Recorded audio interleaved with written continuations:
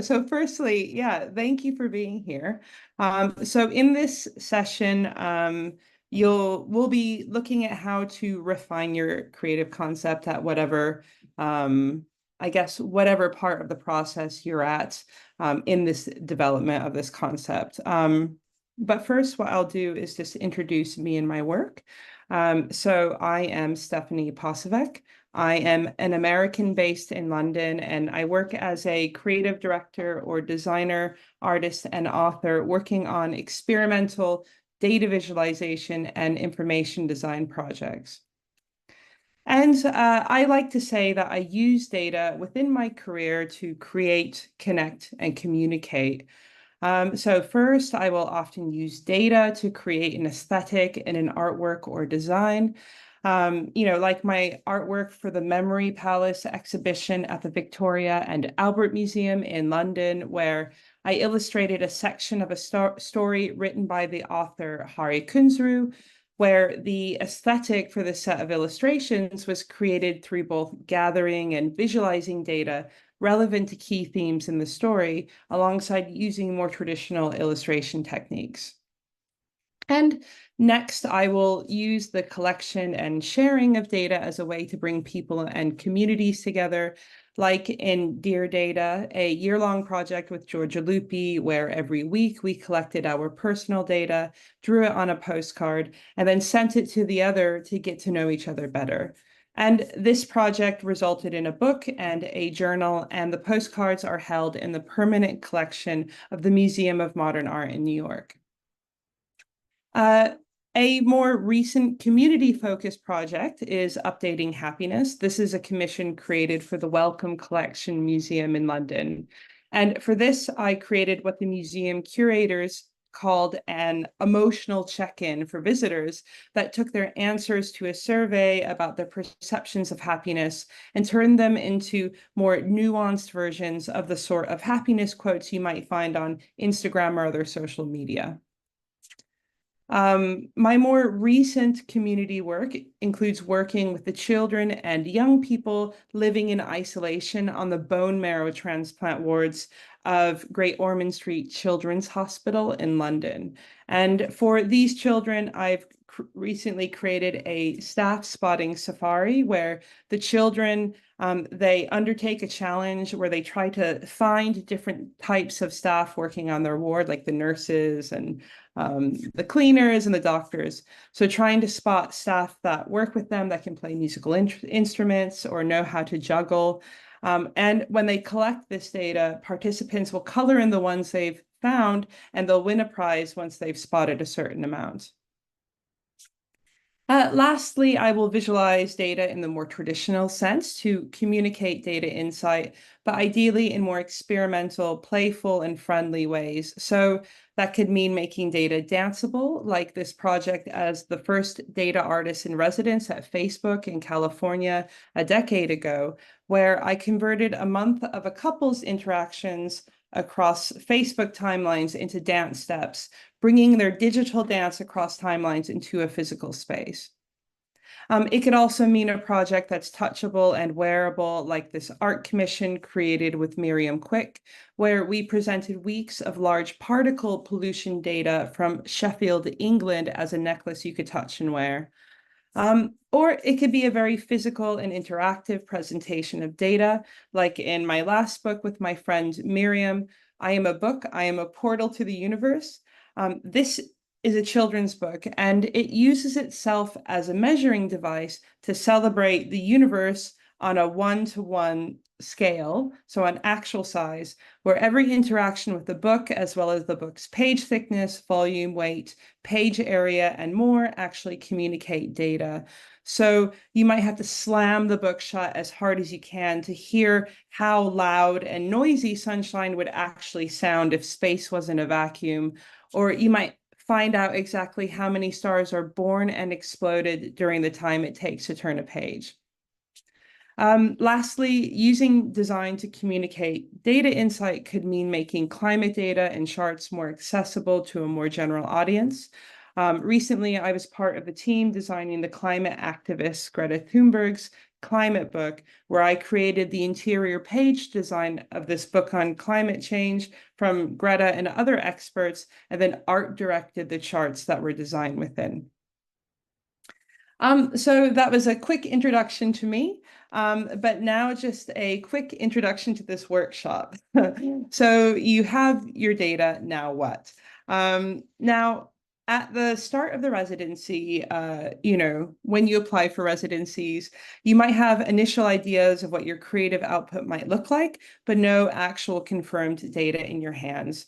But now you've found your data. So now what do you do? And when we propose ideas before we have our data, we work with the assumption we are able to find any data set we want, and this data set will be our dream data set that has everything we need to make our concept happen. And you could call this data set our unicorn data. Then when you start to source your actual data, you might discover that it's slightly different than how you imagined it would be. Maybe you didn't find the data you wanted, or there are some inherent limitations in that data set you didn't expect before you had it in front of you. And so now your initial creative concept might be a little bit out of date because it was created for that unicorn data and not for your actual data. Now, a strong data art concept is directly connected to the data set at its heart. So it's important that you let your actual data guide your creative vision instead of trying to fit your data into a concept that was not built for it. And this might mean you might need to adapt or completely change your original concept to make sure it's the most effective, impactful, creative solution for the data you have. Now, this session is about refining your creative concept to suit the data you have, not the data you wanted. And in this workshop, we'll talk about how to ensure your concept effectively addresses the needs of your creative brief. At the end, you'll challenge yourselves with quick, intensive idea generation exercises to evolve your concept. And the goal is to move beyond preconceived notions of how your data will look when it's visualized, which might lead to kind of unexpected directions that are different than what you thought you would create. Now, at the end of the session, you should have a few starting points to further develop through the residency, or if you already have a concept, since I know everyone is at a different place in your journey to creating that concept, you might have places where you can refine your concept or make it kind of tighter and kind of, I guess, tighter and neater and like perfectly packaged. So this is how today's session with me will be structured. So the first half is lectures, talking about data visualization as though it was a rule-based artwork. And then I'll give some tips on how to create impactful, empathetic data concepts. And then we'll talk about how to create your brief. And all of this, you'll then have some templates, some worksheets to then undertake this on your own after the session. Now, the second hour is more practical. You will be undertaking brainstorming or idea generation sessions to quickly explore different types of methods, materials, metaphors, and experiences, and how they might, explore the ones that might offer some interesting starting points for refining your concepts. So let's get started. And what I'll do is, I need to find the chat window. Okay, I have a chat.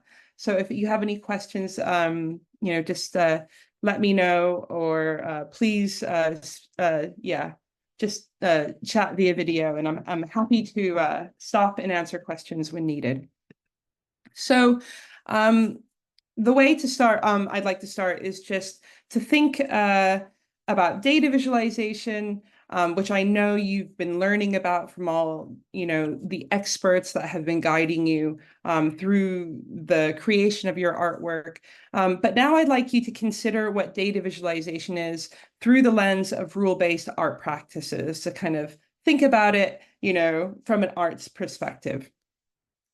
So what is data visualization? Data visualization is really, it's about setting up a system of rules. Since data is a rule governed material, it makes sense that visualization is as well. And it's the design of these rules to turn that data into graphic form that is the most important part. And that's where the art and design is. It's found in those rules that we create as artists to turn that data to form. And if data visualization is based on rules, then we can find inspiration in rule-based drawing practices. Now, many artists have created rule-based drawings, but one well-known artist was the American artist Sol LeWitt. He was a well-known minimalist artist in America. And in 1968, he began to conceive sets of guidelines or simple diagrams for his two-dimensional works drawn directly on the wall using simple drawing materials. And according to the principle of his work, his wall drawings are usually installed and executed by people other than himself. So he uses teams of draftspeople to draw these works on the wall for him. And even after his death, people are still making these drawings based on his drawing rules. Now, if you purchased a Sol LeWitt artwork, here's what you were buying. You would buy a certificate that said that a certain wall drawing was authentic. And sometimes there would be a diagram like on the left, but mainly it was like what was on the right, where in English, a LeWitt would type the rule to create the wall drawing. So I'll read this for you. This is for wall drawing number 49, where it's a wall divided vertically into 15 equal parts, each with a different line direction and color, and all combinations: red, yellow, blue, black pencil. So that was the guidance to create the artwork. So you could say that the actual artwork he made were those rules that he specified that then the draftspeople would follow in order to install this exhibition. Here's an example of another one of his wall drawings, wall drawing 1099, where the rule he created for this drawing was within a circle, and then in parentheses outline, draw 10,000 not straight lines, black marker. Now, I found 3 different installations of this artwork online. So here's one, and here's another. And in these different images, you can see how they start from that same rule LeWitt created, but depending on how the different draftspeople interpreted the rule, the size of the circle is different, the placement of the circle is different. And here's a third, the thickness and the not straightness of the lines is different. And they're all related, but different due to the variable draftspeople installing these works. And this is what LeWitt liked about creating work in this way. He liked how each person draws a line differently and each person understands words differently. He liked the variability found from seeing how unique people interpreted his rules.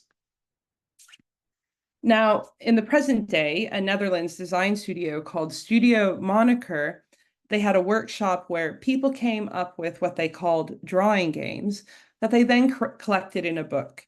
And here's an example of one of these drawing games where they say, play with 4 players.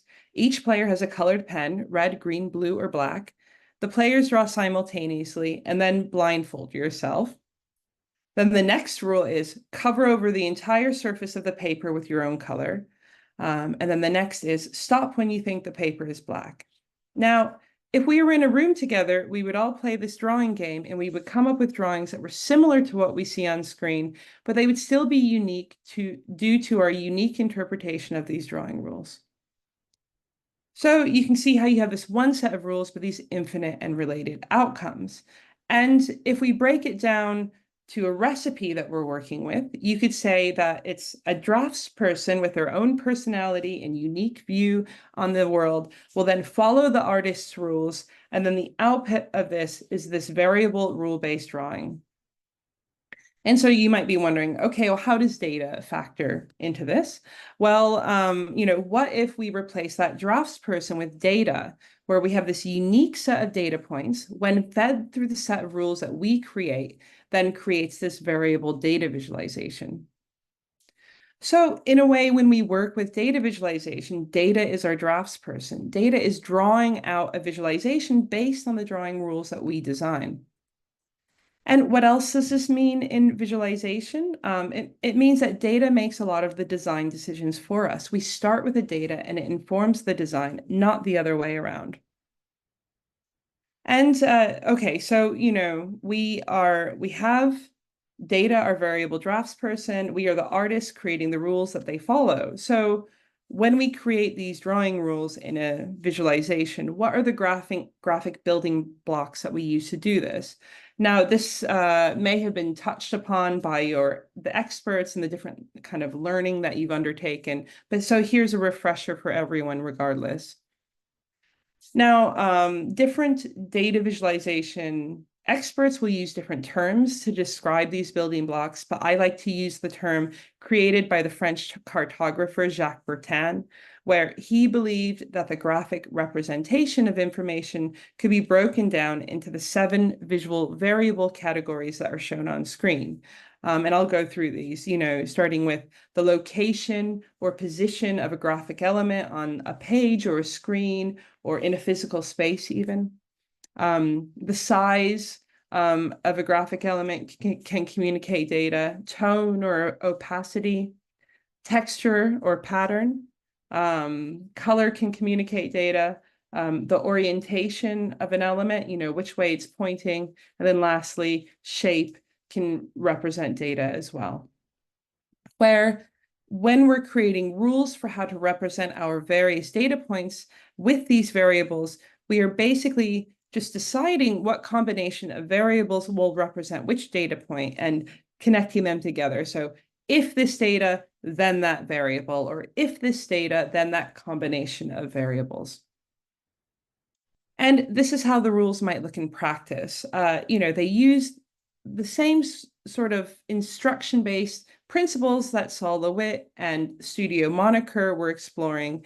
And so we could apply this to data visualization as well, even if we don't say the rules out loud, or we might not write them down, but this is how we're thinking. So you might be thinking, okay, so if it's this, if the higher the amount, the larger I will draw the circle. The lower the value, the darker I will draw the color. If it's this type of data, then I will color it green. If it's that type of data, then I will color it pink, and so on.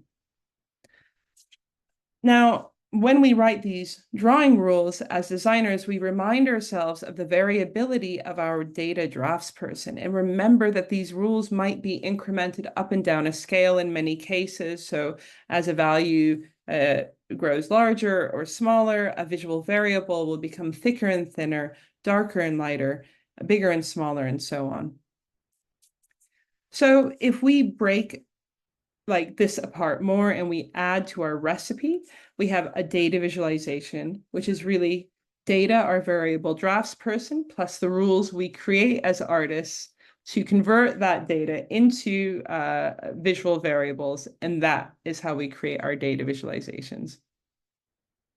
So let's look at a few more creative arts-based visualization kind of adjacent projects, starting with this work I showed you in my introduction, where each necklace represents 1 week of large particle pollution data from Sheffield, England. And each flat plastic bead represents 6 hours of time in that week. And I have used a combination of 3 variables, size, color, and shape. And you could say the rule is as follows.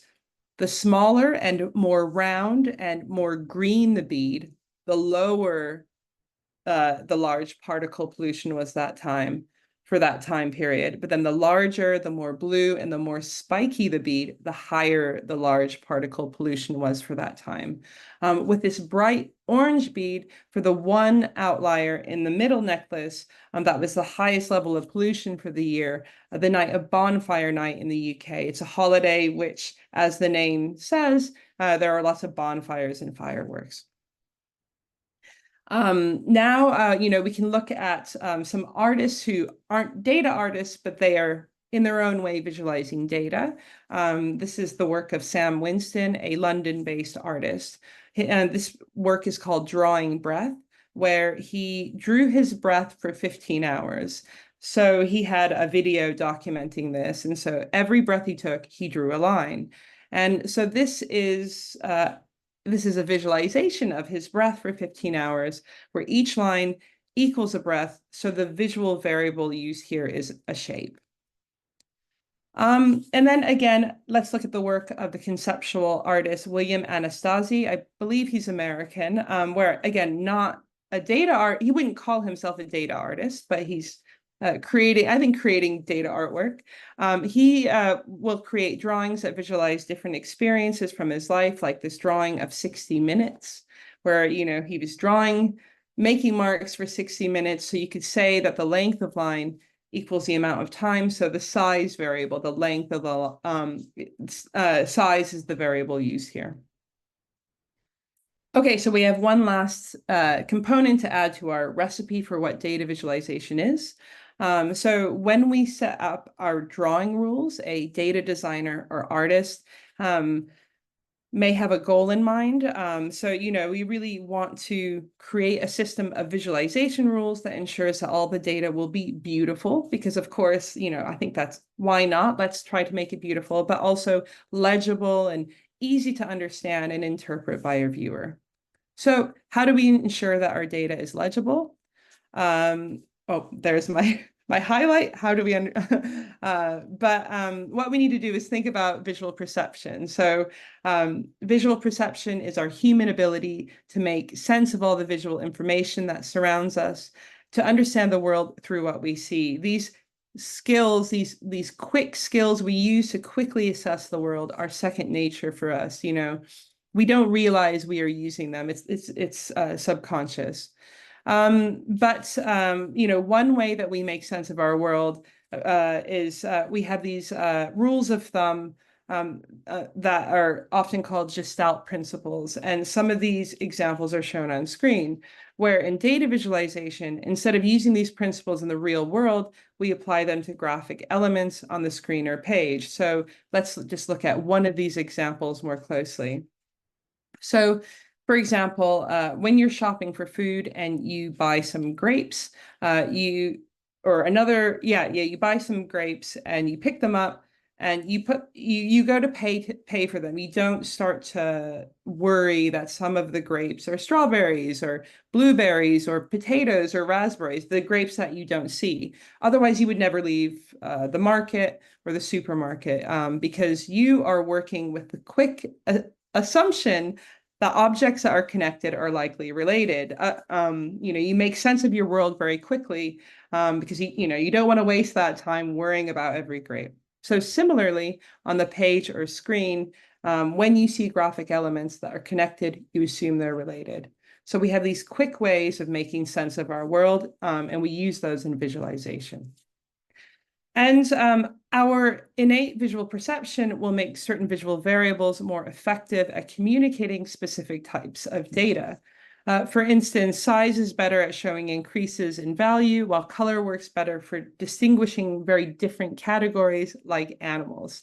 It's harder for us as humans to interpret different categories when visualized using size or sequential numbers. Here, hold on, let me start this again. So yeah, it's harder for us as humans to interpret different categories when you are visualizing them using size, or trying to visualize sequential numbers using completely different colors. Like if you have a look on screen, at these examples showing what that looks like, it just requires more cognitive effort by us. It's very difficult for us to remember, for example, in the bottom right, that 1 is red, 2 is purple, 3 is blue, 4 is green. It's a lot of information for us to hold. And a lot of this comes from the ways, like the Gestalt principles and the sense-making rule skills that we use daily as humans. When visual pairing contradicts these laws that we have internally, it can become harder and more labor-intensive to understand. So this is the last part of our recipe. We have Data, our draftsperson, who follows our rules that we have come up with as artists for how to convert its data points into graphic visual variables. And all the while, we are ensuring that we make rules that work with our human skills of visual perception as opposed to fighting against them. And this makes our visualizations more legible and understandable. And this is how we create a data visualization. So I think, I mean, you're already doing this, but this is just a reminder, to think about data visualization with the eyes of an artist. Imagine that you're Saul Witt or Studio Moniker, where you are the artist setting up the rules and your data will be the draftsperson to implement them. And think about data visualization as though you're making a rule-based drawing and incorporate some of that playful thinking seen in those art examples that I've shown you. And just really remember that the art is in the rules. So, yeah, I hope that this slightly different type of introduction to data visualization will just reinforce how data is really at the center of the visualization and therefore its concept. So again, if you have any questions, please put it in the chat. But what I'd like to do now is I've just got two more pieces of a lecture, and then we'll get on to the next part of the session. I just like to, I will leave the specific details of the data visualization design process to your residency leaders who are with you. But what I'd like to do is share some tips that have worked for me in creating public-facing data artworks, what I've found effective. So first, write a clear brief to guide your vision and then to better understand your design constraints and have that there as a reference point as you refine your concept. Next, I found it really effective to convey emotion with the data. So I really consider how I want people to feel when they're interpreting and experiencing the data that I present to them. Next, I often try to find familiar materials or experiences that specific audience recognizes when I'm explaining complex data. Next, I like to find visual metaphors that connect with my data subject to highlight big messages or insights related to my data to make it easier to quickly understand the message I'm trying to communicate. And lastly, I try to make it personal by creating a data experience that resonates with viewers and makes my work memorable and engaging and kind of, makes it really enjoyable for the viewers who are looking at the work.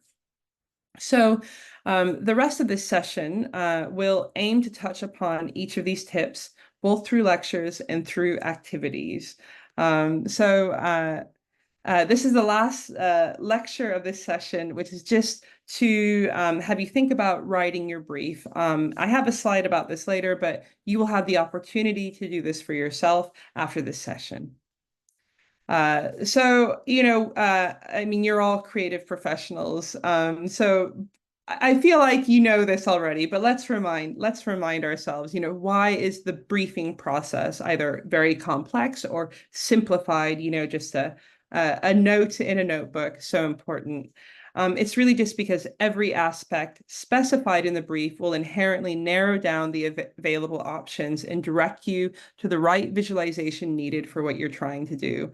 And this is the most important when you're creating an artwork, and you can do anything. So you have I find it useful to narrow things down. And a brief will aim to answer the usual questions that a journalist might need to answer as part of their story gathering. What, why, who, where, how, and when. So these are the type of questions that you're asking when you're creating a project with data. Some of these you may have already answered, but these are questions you might ask both in an artistic setting and a commercial setting. So first, you want to know what data or topic, if you need to look for data, what's your topic that you're working with. But if you have the data, before you have the data, what big question do you want to answer with this data? What is the main thing you want people to understand and take away? Next, you're asking why. Why do you need a visualization in the first place? What's the point? What is the intention with the artwork you're creating? Now, I'll expand upon the why a little bit more, but generally people will use visualization for a few reasons. They might explain something about their data, explore something about their data, exhibit some data, or express something that goes beyond the data. So we'll start with explain. And because some people will create data visualizations to explain a specific insight within the data set. And this visualization will guide the reader on a set path through information that's already been discovered and is now being clearly presented and told to the reader.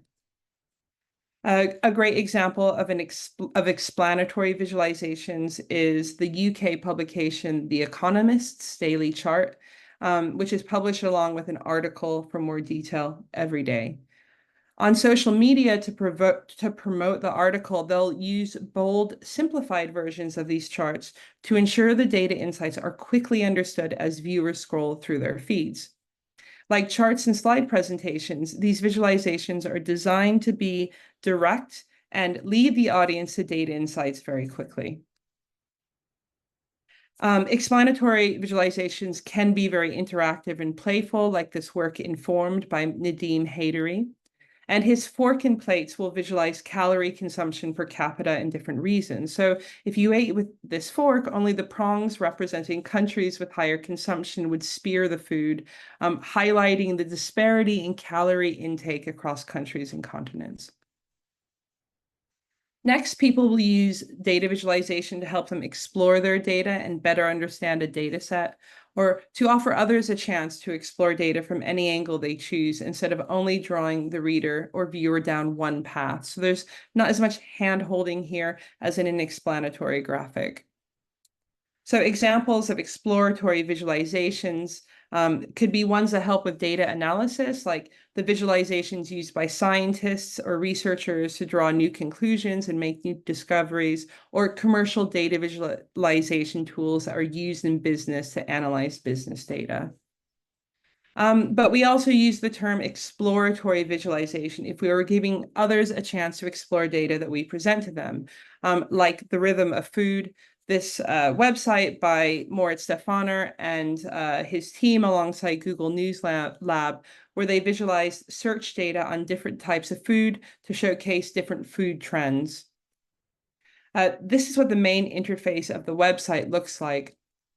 And in the heading, it says, go ahead, dig into the data and see for yourself. So they encourage the viewer to explore and look at the data. They don't hold their hands. They just give them the tools they need to go on their own journey through this website. And here, the user is able to filter according to a wide variety of different categories, like type of food or time of year it's most popular, as opposed to being guided down a single journey. Then you can look at a single food and you're presented with more data, and you can explore the data week by week on your own terms according to what you're interested in. And then down in the bottom right, there's this prompt that says, explore further. So it's reminding the viewer it's one of discovery as opposed to a single guided narrative. Next, visualization will be used to exhibit data, like, again, you might be thinking this is what you want to do. Some practitioners will visualize meaningful data sets in order to exhibit the patterns locked within this data to make these invisible patterns visible. So these visualizations are not like strictly explanatory, and they might not give the user a chance to explore in detail, but they just present that data. And that could an example of this is the work of Natalie Miebach, where she creates intricate sculptures using basket weaving techniques that are from weather data, and she presents them without added context or linear narrative. And last of all, many people in today's world will visualize data to express themselves, to communicate a deeper message that may go beyond the insights found in the data itself. So these messages might be more personal or emotional or subjective than what you might find in a more traditional visualization. So for example, my Dear Data project with my friend Georgia was more about expressing ourselves and our personalities and showing our days and our weeks to each other in our postcards than explaining or discovering, very important actionable insights in our data. So really, to sum up, why are you making your work in the exhibition? Of course, it can be a combination of two or more, and have a think about what you're trying to do. Okay, so now let's keep working through these briefing questions.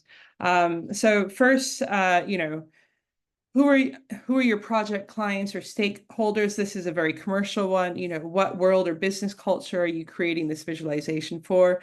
But more specific to you, who is your audience? What is your background? What is their background or expertise in your data subject? And what's their experience with interpreting data visualizations? Next, where will this visualization be published or presented? That has a big impact on the design decisions you'll take. Will it be presented on screen where people will look at it for 10 seconds or 30 seconds? Or will it be in an annual report for a business where they can look for a minute or 3 minutes? Or will it be in an art gallery where people can look for as long as they want? They can walk around it for 3 hours. Next, if we think about how does the visualization need to be made? If digital, does it need to be made using specific technology or software? If it's physical, say if it's printed, what are the publication specifications or the printing specifications you need to create your artwork to?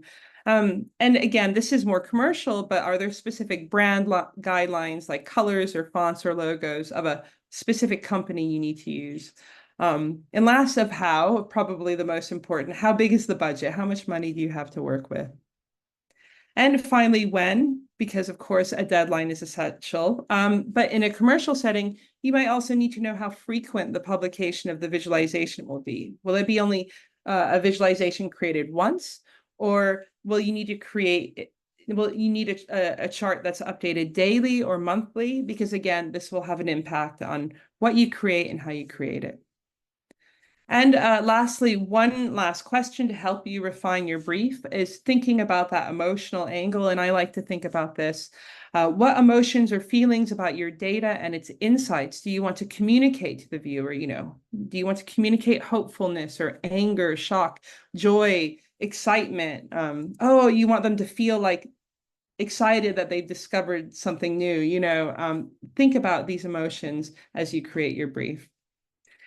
This is just a reminder that you will have the chance to answer these questions yourselves in a worksheet that will be given to you after the session. And so you can use this worksheet as, when you make your decisions as a way to test and ensure that your plan concept is successful for this brief that you've created. Okay, so that's me talking, and now that's me finished with that. And so now we'll just go into a the session that is about brainstorming. So you'll be starting to develop like additional ideas and refinement of your concept based on that actual data set you have. Now, again, I know everyone is at a different place as in their process for creating their concept, but hopefully you'll find some interesting insights that will be useful to your location in this journey. So the materials that you need are just paper and pens, so just some blank sheets of paper. So just grab that and make sure you have that ready. So what I will be doing for this last session is just setting timers on the screen for 10 minutes. So just to get everyone thinking and get a lot of ideas out in a short amount of time. So I will challenge you to come up with as many ideas that you can think of for different prompts that will be on screen.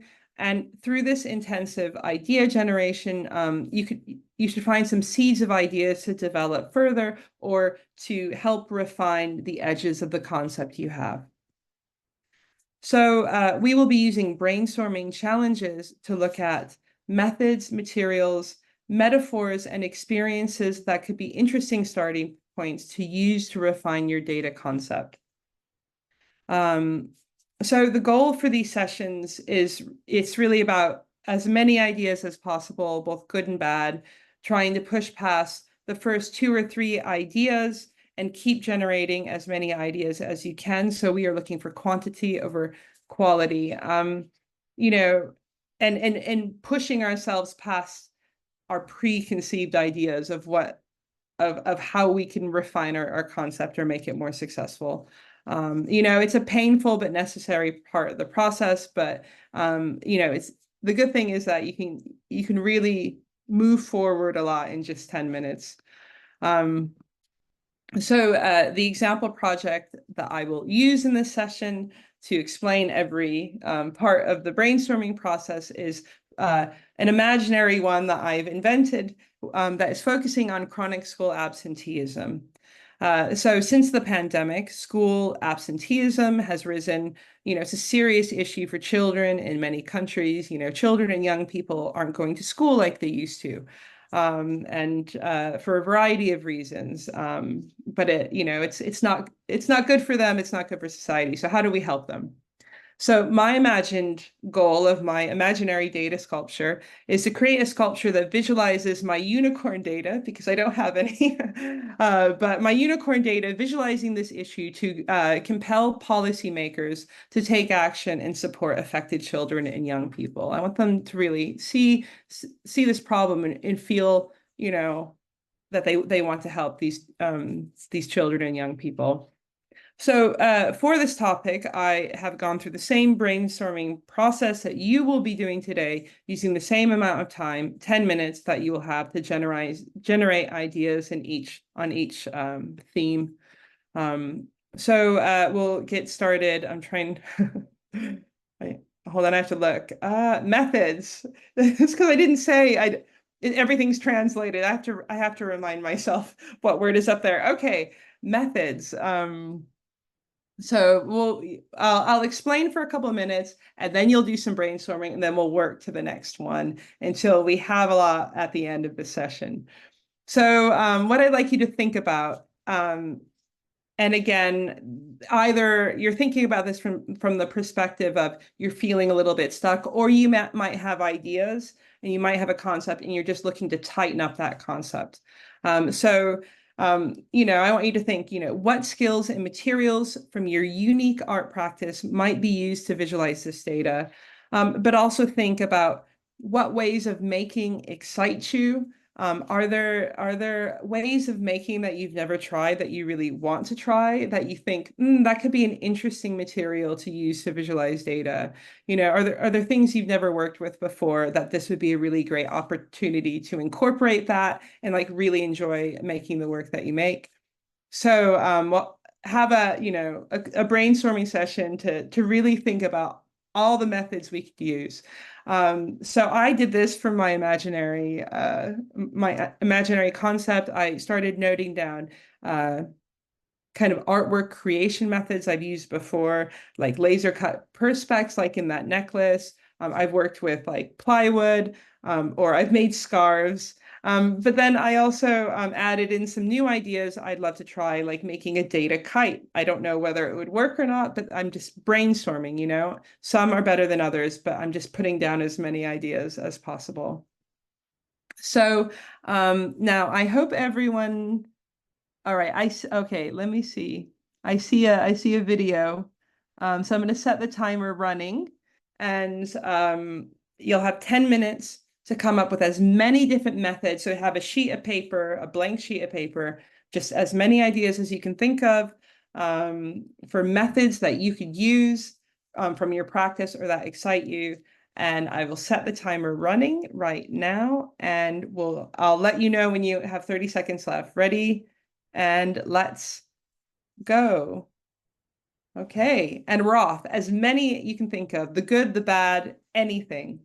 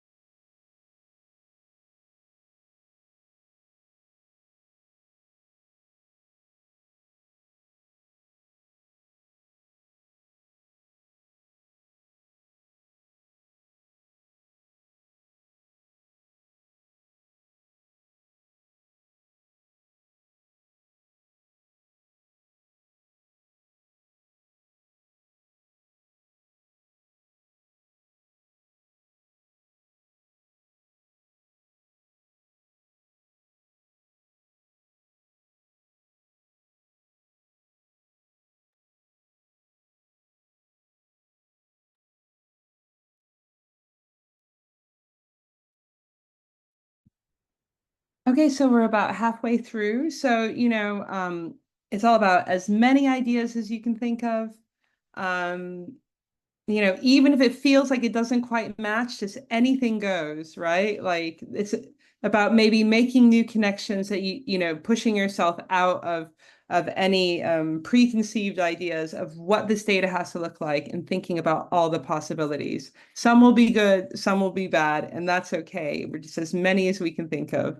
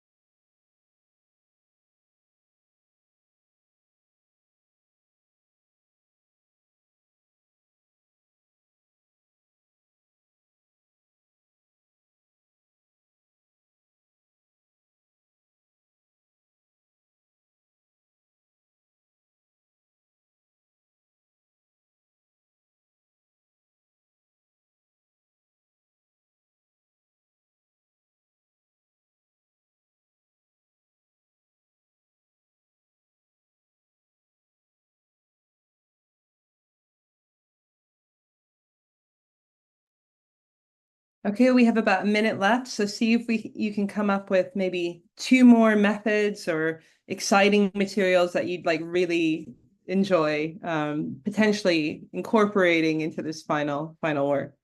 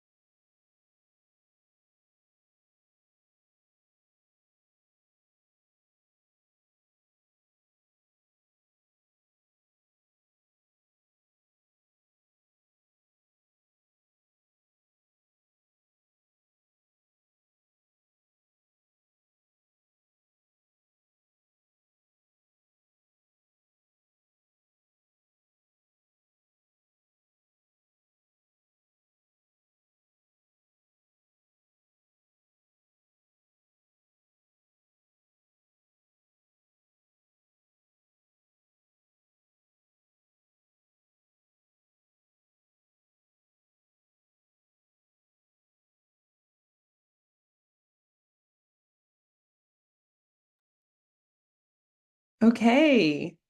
Okay, time is up. So I hope that you know, just having a timer, sometimes it's good to focus the mind and then come up with ideas very quickly and just get it done.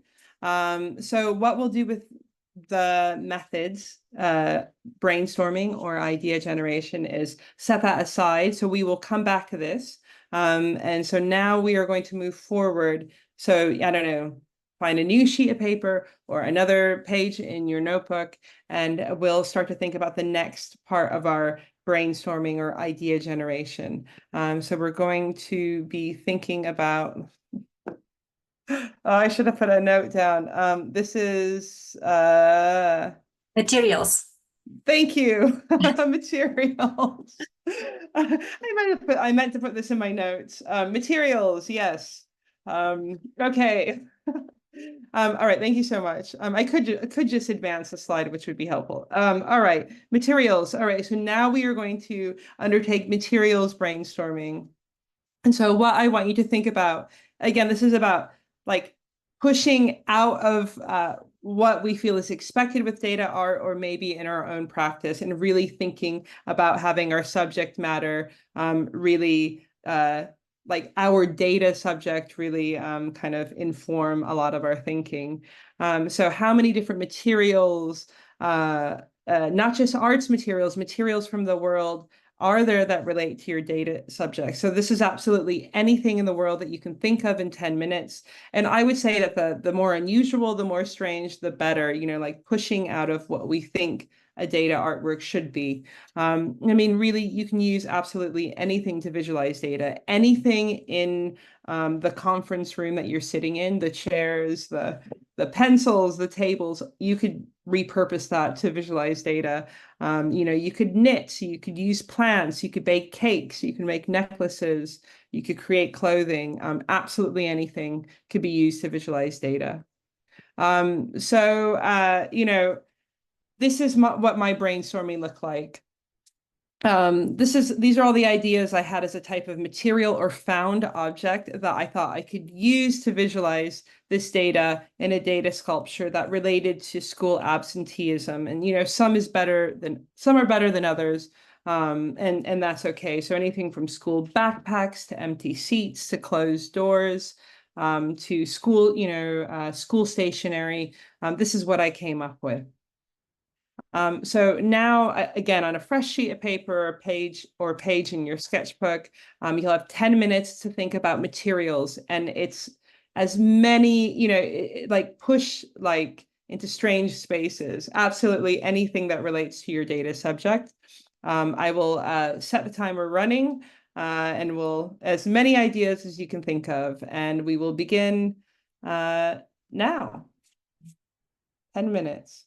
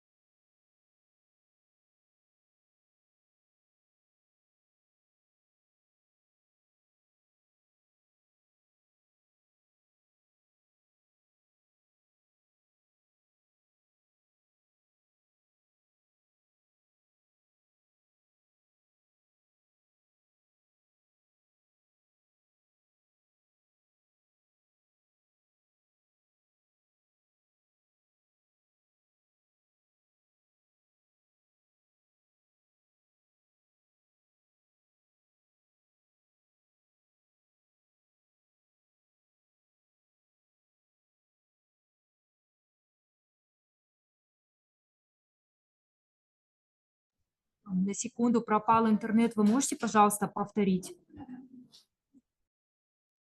Так, время просто идет. Азима, мы ничего не говорили.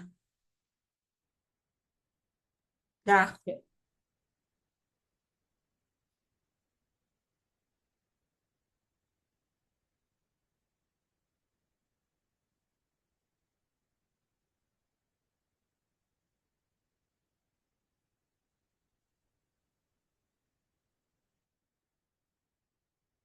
Да, она хотела, чтобы они смотрели на вот этот слайд, да. Там же ты... Да, да, да, совершенно верно.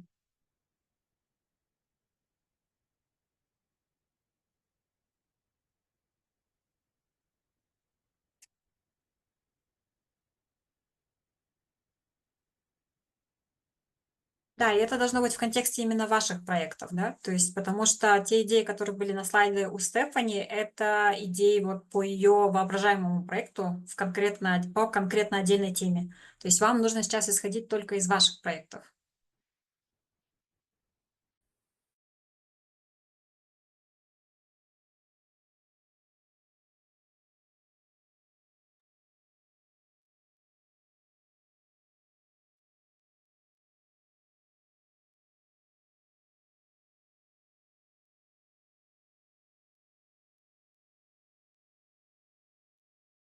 No, this is all about you and your project. Mine is just an example of um, if I were sitting in where you were sitting.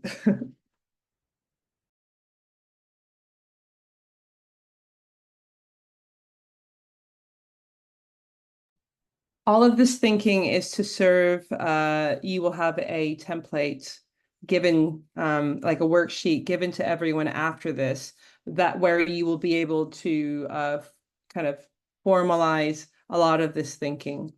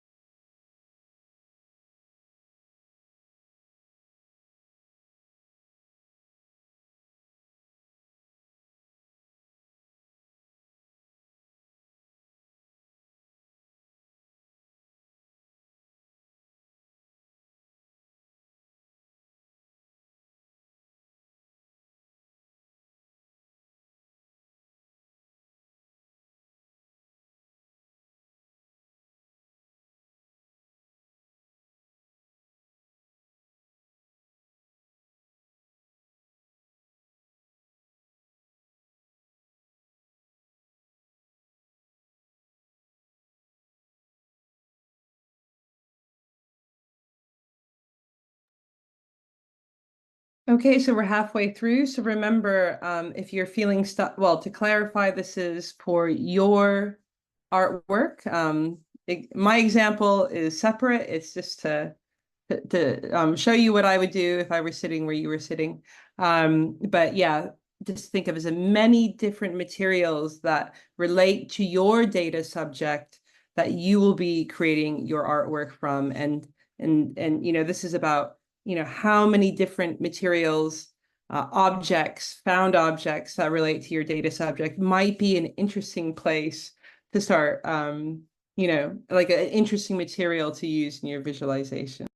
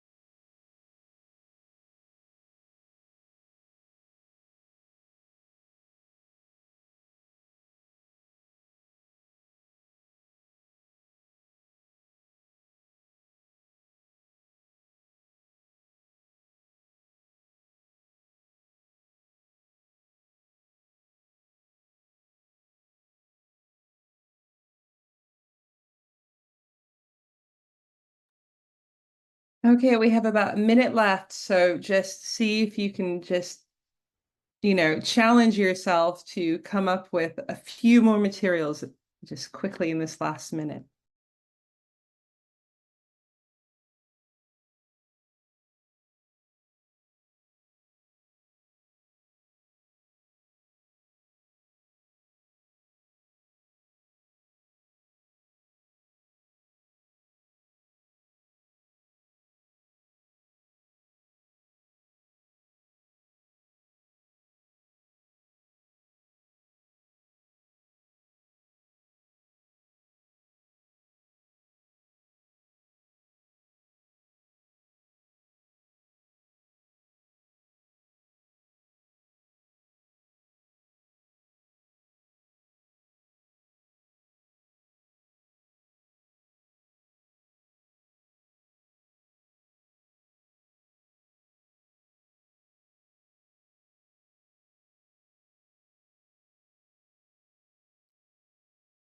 Okay, so our next our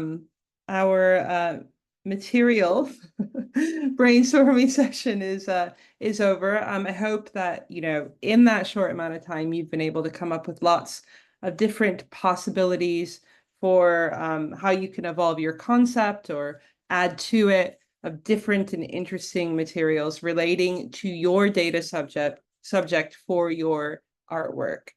Okay, so we're moving through, we're looking at all of these different topics and then we'll bring it together. So now we are going to think about metaphors. Okay, so what I'd like you to do is think about, how would you describe the subject of your data set or the insights in your data set using an example from life or a common metaphor. Can you think of metaphors that relate to your data subject that illustrate your data insights in an understandable way, and make your data more memorable?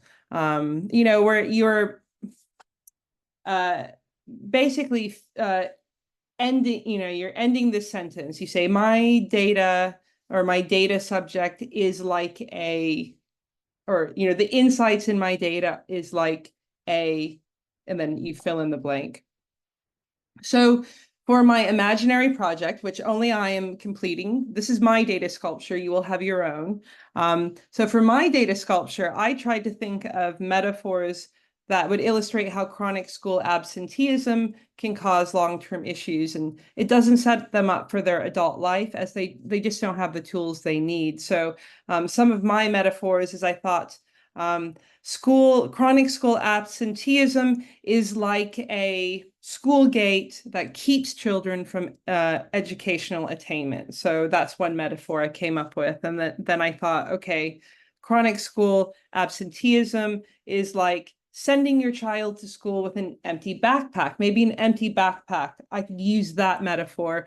Children are going to school without what they need, with an empty backpack, but then they embark on life without the necessary skills they need as they're adults. So maybe that would be a good metaphor.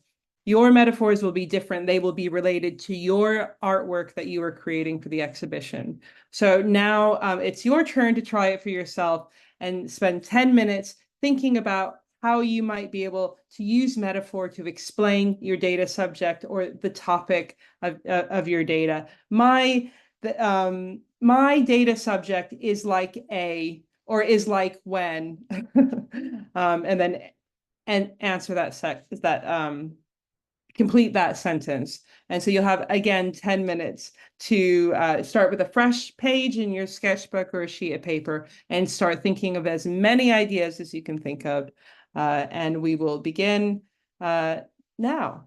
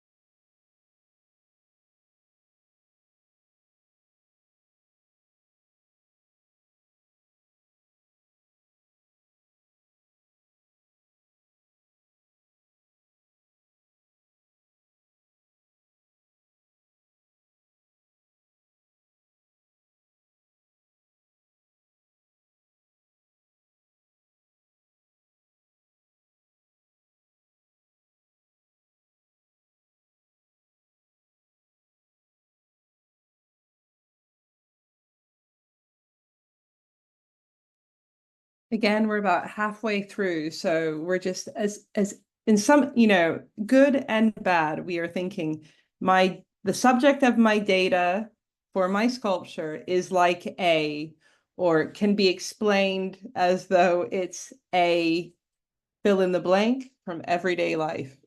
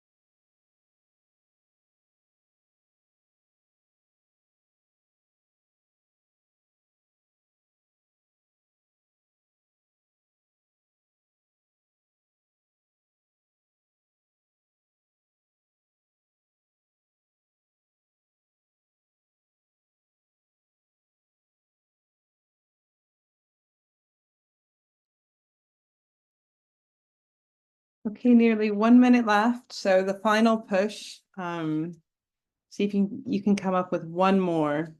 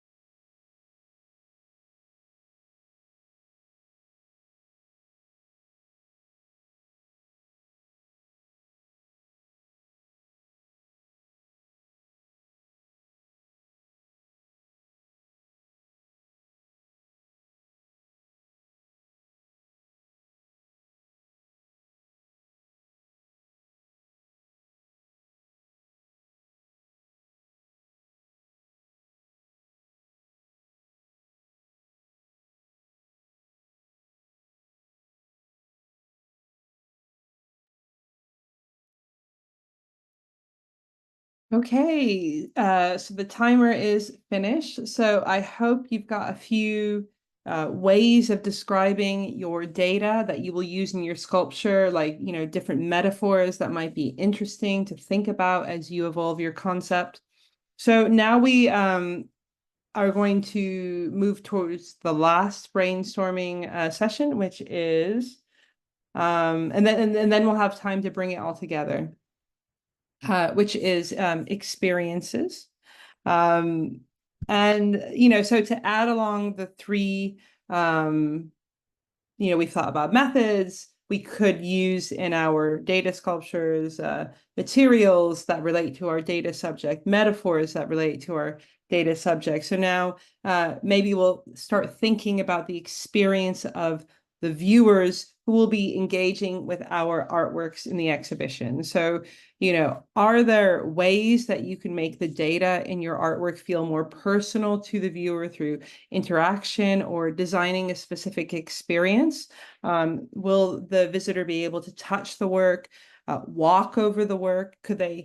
Will they take a survey and include themselves in the work, or take a piece away for themselves as a gift? Take a selfie with it.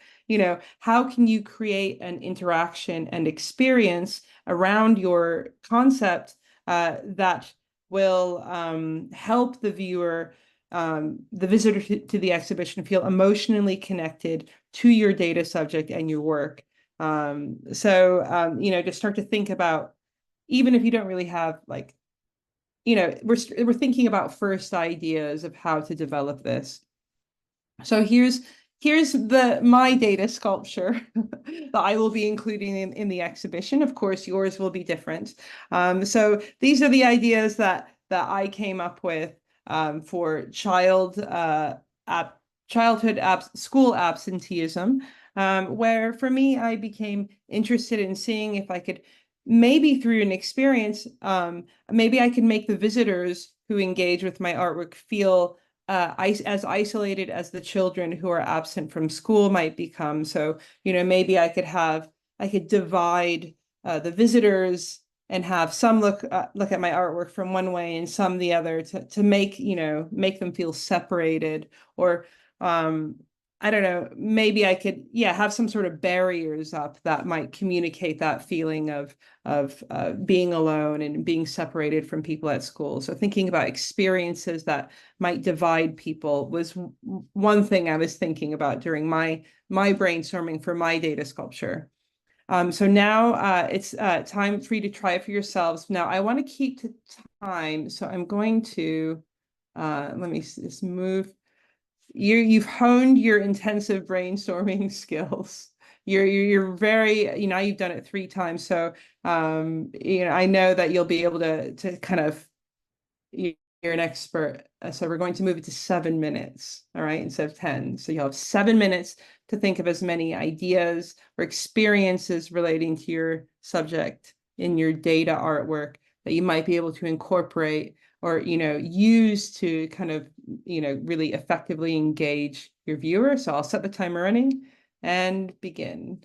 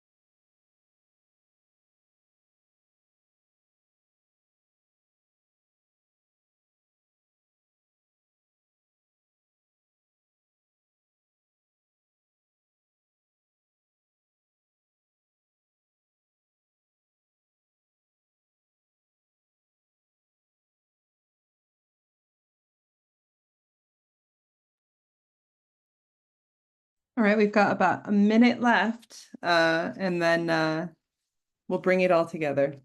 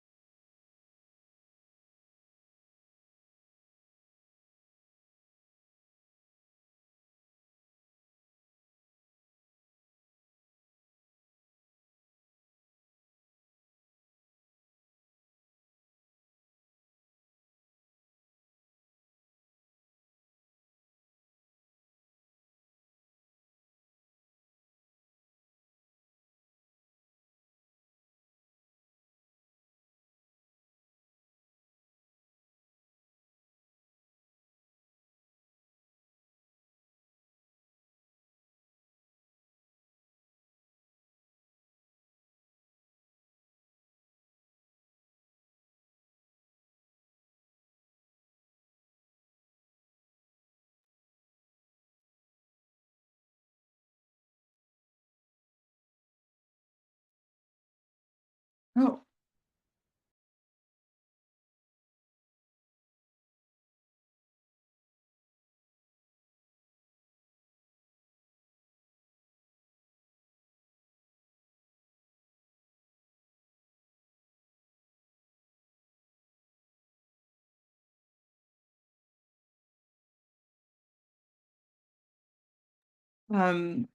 I'm just replying to the chat to say I'm glad that this is useful, and so that's very it's really wonderful to hear.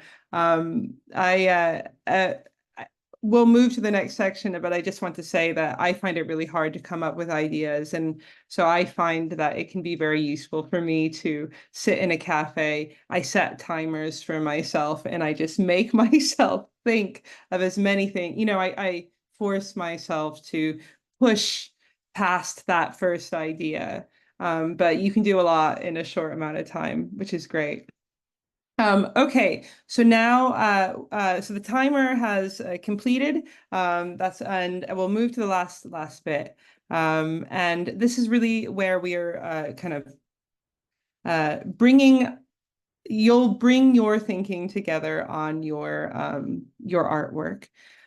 So from all of the thinking, all the brainstorming that you've been considering, what elements seem the most exciting or effective for visualizing your data set? Now, I know you're all at different places as different points in the evolution of your concept. So, some might be your concepts are more resolved, and some you're still refining yours. So, but which elements for the position you're in on this journey, could be useful to incorporate or refine that concept. So what I'd like you to do is just take one last blank sheet of paper and then have 4 columns, and then choose your top your 3 favorite metaphors, materials, methods, and experiences that align with your data and feel like places that you could explore further or somehow incorporate into the concept you have. Things that you think, I think this might be interesting to help shape the direction of my concept now that I have my data. So here is my imaginary data sculpture I'm making for the exhibition, where these are the ones that were my favorite. So of this brainstorming, I became excited about using found materials for a visualization. Found objects. Visualizing data from found objects is something I haven't tried before. I also liked the idea of data furniture. Maybe for my visualization, I could have empty chairs symbolizing children missing from school. Chairs seem like something interesting for me. Also, the concept of doors being shut or open to children is interesting. Maybe opening or closing a door could represent some of my data. And then lastly, I was really interested by the experience of opening a report card where you might get your grades from the year, maybe data could be revealed inside of an envelope for visitors to open. Maybe that's an interesting interaction. So for my data sculpture, these might be places where I would explore further as I created and refined my concept. So now you'll try it yourself with your data and your brainstorming. But again, to keep to time, I'm just going to bring it to 7 minutes because I think that, this is all about choosing your favorites. Oh, you know what? Let's do it at 6 because that I think like you'll be, you have your ideas and it's just about, oh, can I get it there? There we go. Okay, 6 minutes. It's just all about choosing your favorites, and the ones that you feel like really excite you. And also, if this process brings new ideas into your head, feel free to include those on this sheet of paper as well.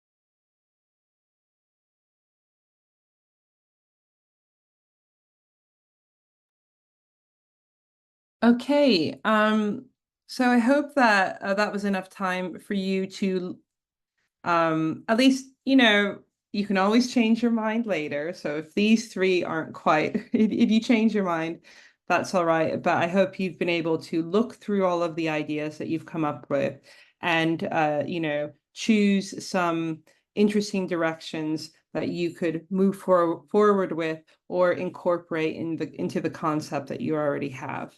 So now that you have this, what I'd like to do before we'll wrap up my session is just again, oh well, I love a good timer because it helps. So everyone knows what they're up to. Let's do 9 minutes. Is just spending a little bit of time, find a partner and just share what you're thinking about in regards to your concept. So we'll spend a little bit of time to do that now, and then I'll quickly wrap up this session. Thanks. So just share what those, the three metaphors, experiences, materials, methods, I think I got all four of them there, are to your partner. Share them with each other and what you're excited by. Thanks.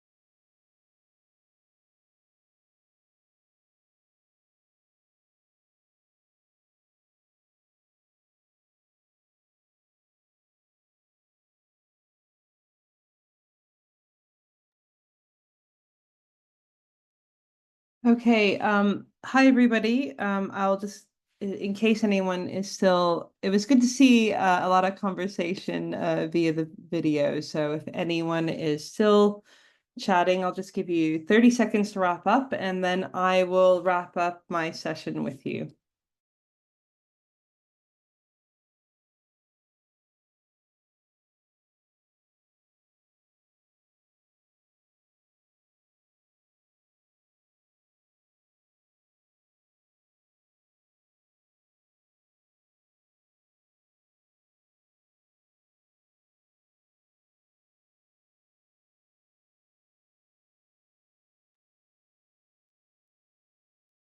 Okay, firstly, I just want to sort of sum up this session.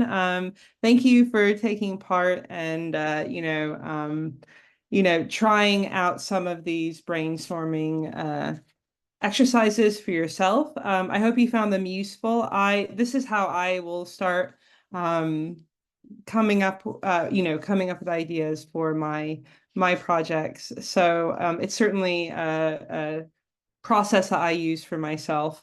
It's not just created for a workshop. But just to summarize, I know this has been a very quick session, but I hope that we've been able to cover all of these tips through this session, creating a really empathetic, effective, creative visualization is about having a brief that you refer to, communicating feeling and emotion along with the data, using everyday materials and experiences that relate to your audience, thinking, really using metaphors to kind of effectively communicate the core message of your visualization, and finding ways of creating a data experience for the visitors who are going to engage with your sculpture.